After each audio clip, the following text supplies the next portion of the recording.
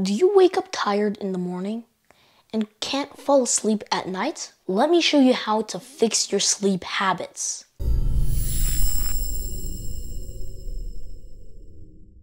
Hey guys, I'm Aaron from Aaron Plays Fun Facts. Good sleep is my greatest priority, but it used to be the last thing on my mind. To put it simply, enough sleep will benefit you in all the ways a human being can benefit. Opposingly, if you don't get enough sleep, it will cause you all the problems that a human can experience. You've heard this a million times.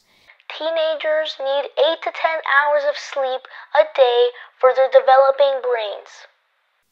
70% of teenagers don't get that. Adults need at least 7 hours of sleep. 35% of adults don't get that. I sleep at 10 p.m. and I wake up at 7 a.m. for school. So 9 hours of sleep, right? Well, there are a few things to consider. First of all, are you sleeping for 8 hours or are you laying in bed for 8 hours? Even worse if you're laying in bed with your phone. Okay, you've calculated how long you slept, 8 hours. But what was the quality of your sleep? In other words, how restful was your sleep? How many times did you wake up during your sleep?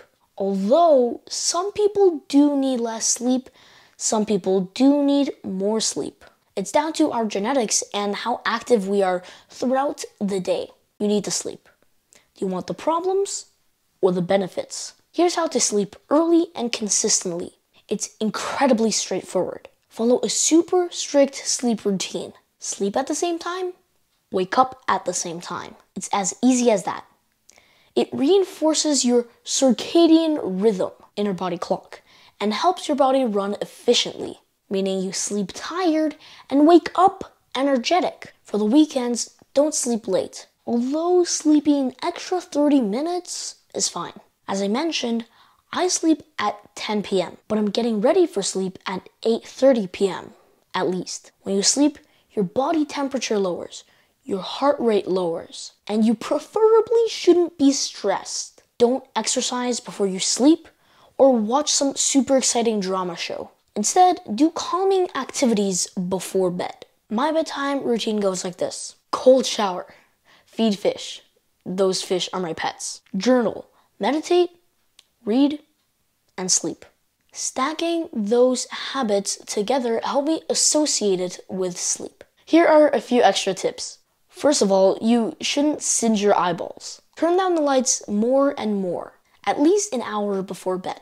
Use night shift on your device so it turns the blue light into red light, because blue light doesn't make you sleepy. Second of all, if you go to sleep with energy, you should physically and mentally tire yourself out and use the energy. Train your mind, your body. Take cold showers and exercise. It should feel good to rest your body and your soul, to recharge yourself, not recharge your phone. It may be difficult to change your horrid sleeping patterns, depending on how crippling it is. Oh, I don't know what to do. Read. Do some boring work that makes you yawn. Lie in bed with the lights off, phone away. Walk slowly, but never backwards.